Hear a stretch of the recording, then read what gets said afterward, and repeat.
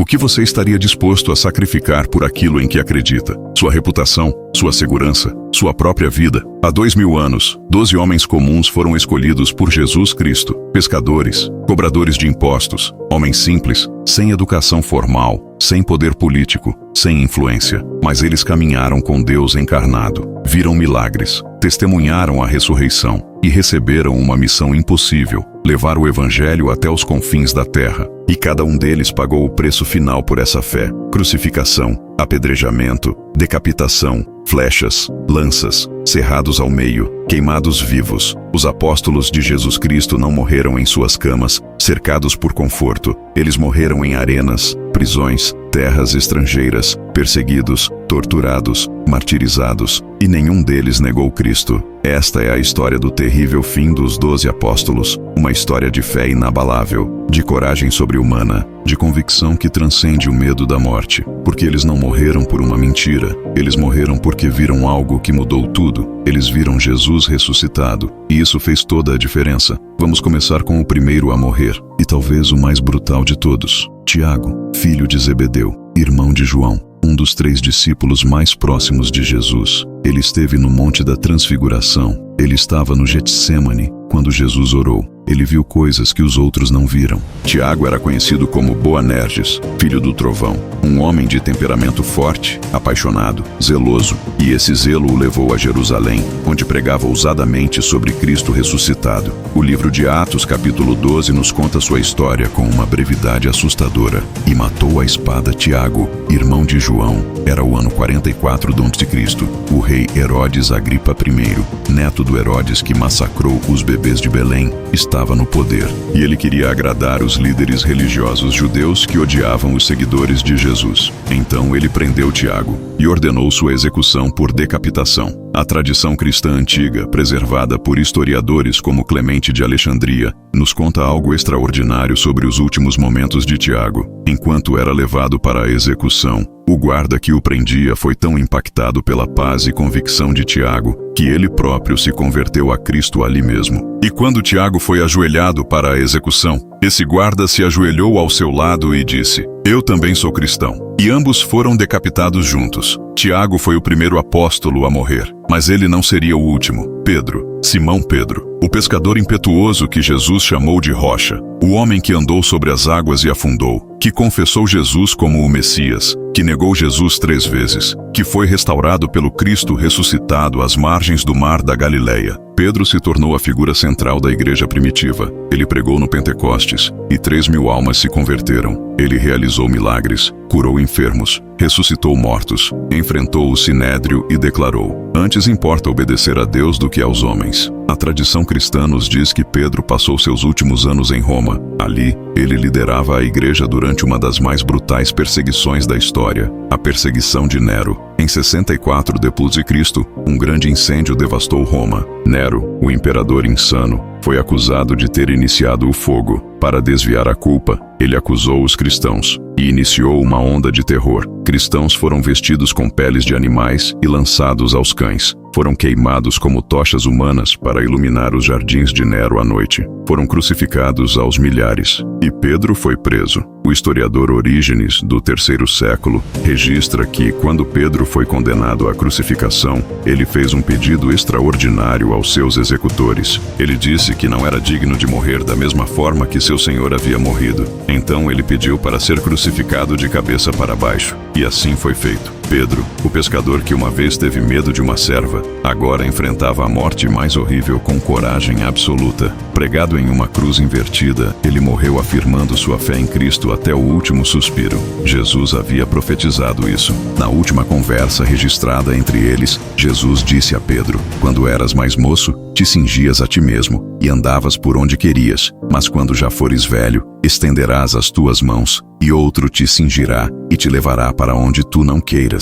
Pedro estendeu suas mãos, foram pregadas em uma cruz, e ele foi levado para onde não queria ir naturalmente, mas espiritualmente, ele foi exatamente onde escolheu estar, ao lado de Cristo, até na morte. André, irmão de Pedro, o primeiro a seguir Jesus, aquele que trouxe Pedro a Cristo, um evangelista natural, sempre trazendo pessoas a Jesus. Após o Pentecostes, André viajou pregando o evangelho. A tradição nos diz que ele foi para a Grécia, para a região da Acaia. Ali, ele converteu multidões, realizou milagres e chamou a atenção das autoridades. O procônsul romano Aegeas ordenou que André parasse de pregar sobre Cristo e oferecesse sacrifícios aos deuses romanos. André recusou e disse: "Eu prego Cristo crucificado, aquele que os judeus crucificaram, mas que ressuscitou dos mortos." Aegeas ficou furioso e ordenou que André fosse crucificado, mas não em uma cruz comum, em uma cruz em forma de X, que ficou conhecida como a Cruz de Santo André. Ele foi amarrado, não pregado, para prolongar seu sofrimento. Os escritos antigos nos dizem que André permaneceu pregado naquela cruz por 2 dias, e durante todo esse tempo, ele pregava para aqueles que passavam. Ele encorajava os cristãos. Ele proclamava Cristo ressuscitado, e quando finalmente morreu, disse que uma luz brilhante envolveu seu corpo, e um perfume celestial encheu o ar. Filipe, o apóstolo que trouxe Natanael a Jesus, aquele que perguntou a Jesus: "Mostra-nos o Pai, e isso nos basta." Filipe viajou pregando pela Grécia e pela Frígia, na atual Turquia. Ele realizou milagres extraordinários, e em Hierápolis, ele encontrou seu fim. A esposa de um procônsul romano foi curada por Filipe. Ela se converteu a Cristo, e seu marido, enfurecido, ordenou que Filipe fosse executado. Filipe foi brutalmente açoitado, depois foi crucificado, também de cabeça para baixo, e enquanto pendia na cruz, ele pregava sobre Jesus Cristo. Dizem que o procônsul, atormentado por terremotos e sinais sobrenaturais, ordenou que tirassem Filipe da cruz, mas era tarde demais. Filipe havia morrido, com uma oração de perdão em seus lábios. Bartolomeu, também conhecido como Natanael, o homem de quem Jesus disse: "Eis aqui um verdadeiro israelita, em quem não há dolo." Bartolomeu levou o evangelho até a Armênia e partes da Índia. Ali, ele converteu o rei Polímio e muitos outros. Mas quando o irmão do rei, Astiages, assumiu o trono, ele ordenou a prisão de Bartolomeu. O martírio de Bartolomeu foi um dos mais brutais. Ele foi esfolado vivo. Sua pele foi arrancada de seu corpo enquanto ele ainda vivia, e depois foi decapitado. E durante todo esse tormento inimaginável, Bartolomeu pregava sobre o amor de Cristo, sobre o perdão, sobre a vida eterna. Mateus, o cobrador de impostos que deixou tudo para seguir Jesus. O homem que escreveu o primeiro evangelho para provar que Jesus era o Messias prometido. Mateus levou o evangelho à Etiópia e à Pérsia. E na Etiópia, ele foi martirizado. Alguns relatos dizem que foi morto à espada. Outros dizem que foi queimado vivo.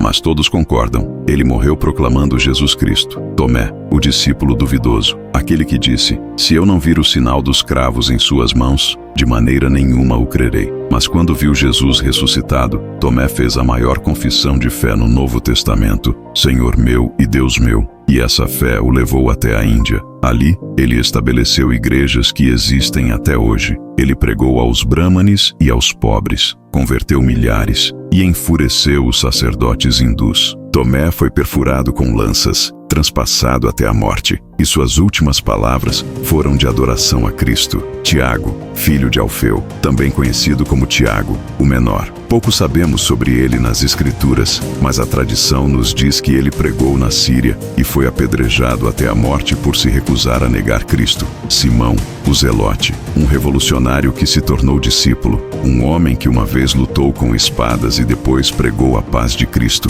Simão levou o evangelho à Pérsia, e lá foi cerrado ao meio. Seu corpo foi literalmente dividido com uma serra, um martírio prolongado e agonizante, e ele nunca negou Cristo. Judas Tadeu, não Judas Iscariotes, mas o outro Judas, aquele que escreveu a Epístola de Judas, um homem de fé fervorosa. Judas Tadeu pregou na Mesopotâmia e na Pérsia, junto com Simão, e foi martirizado com ele. Alguns relatos dizem que foi morto com um machado, outros com flechas, mas seu fim foi violento e sua fé permaneceu firme. João, o discípulo amado, o que reclinou sua cabeça no peito de Jesus na última ceia, o único apóstolo a não morrer como mártir violento. Mas isso não significa que ele não sofreu. João foi preso, açoitado, exilado. Durante a perseguição de Domiciano, em Roma, a tradição nos diz que João foi jogado em um caldeirão de óleo fervente, mas milagrosamente, ele emergiu ileso. Então foi exilado na ilha de Patmos, uma prisão rochosa no mar Egeu, e foi lá que ele recebeu a visão do Apocalipse, a revelação do fim dos tempos.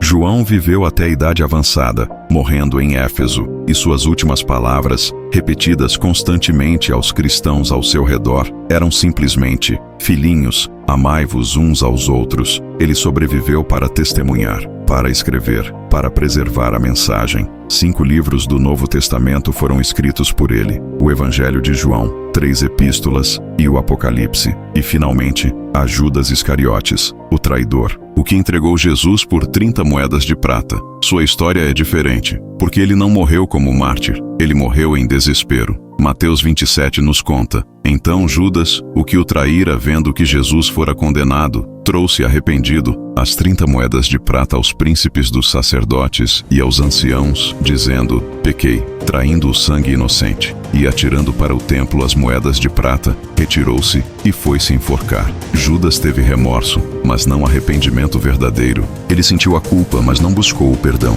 E sua morte foi trágica, vazia, desesperada. E para substituir Judas entre os 12, os apóstolos escolheram Matias. E ele também, segundo a tradição, foi martirizado, apedrejado e depois decapitado na Judéia. 12 homens, 11 mártires, um suicida, e todos eles tinham algo em comum. Eles viram Jesus, eles caminharam com ele, eles o viram morrer, e mais importante, eles o viram vivo novamente. E essa visão mudou tudo. Pessoas não morrem por mentiras que elas mesmas inventaram. Pessoas podem morrer por mentiras que acreditam ser verdade. Mas ninguém morre torturado por algo que sabe ser falso. Se a ressurreição fosse uma farsa, se eles tivessem roubado o corpo, se tudo não passasse de uma ilusão, pelo menos um deles teria quebrado. Pelo menos um, diante da cruz, das lanças, do fogo, da serra, teria gritado: está bem, foi tudo mentira, nós inventamos, deixem-me viver. Mas nenhum deles fez isso. Pedro poderia ter negado Cristo novamente e vivido. André poderia ter oferecido incenso aos deuses romanos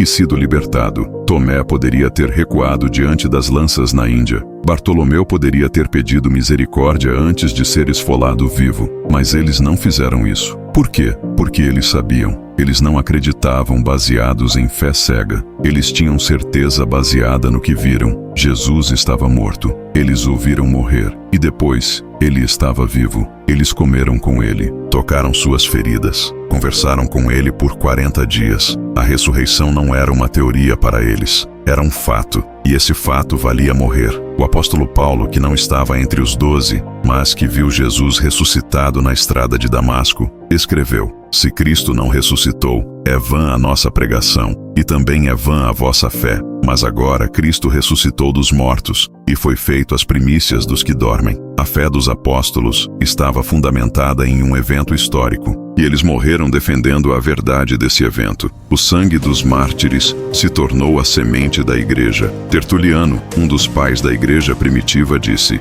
o sangue dos mártires é a semente da igreja. Quanto mais Roma matava cristãos, mais o cristianismo crescia, porque as pessoas viam homens e mulheres morrendo com alegria, com paz, com perdão em seus lábios, e elas perguntavam: o que eles sabem que eu não sei? O que eles viram que vale mais que a vida? E a resposta era sempre a mesma: Jesus Cristo ressuscitou dos mortos. Hoje, 2000 anos depois, a mensagem pela qual os apóstolos morreram alcançou todos os continentes. Bilhões de pessoas confessam Jesus como Senhor. Igrejas existem em cada nação. E tudo começou com 12 homens que escolheram acreditar no que viram, não importa o custo. O martírio dos apóstolos não foi o fim, foi o começo. Foi a prova de que o que eles pregavam era real. Foi a demonstração de que a ressurreição não era mito, mas história. E a pergunta que fica é: e você? Você acreditaria em algo a ponto de dar sua vida? Você tem essa certeza? Essa convicção? Os apóstolos tinham, e eles pagaram o preço. Não porque eram tolos, não porque eram fanáticos, mas porque eles sabiam,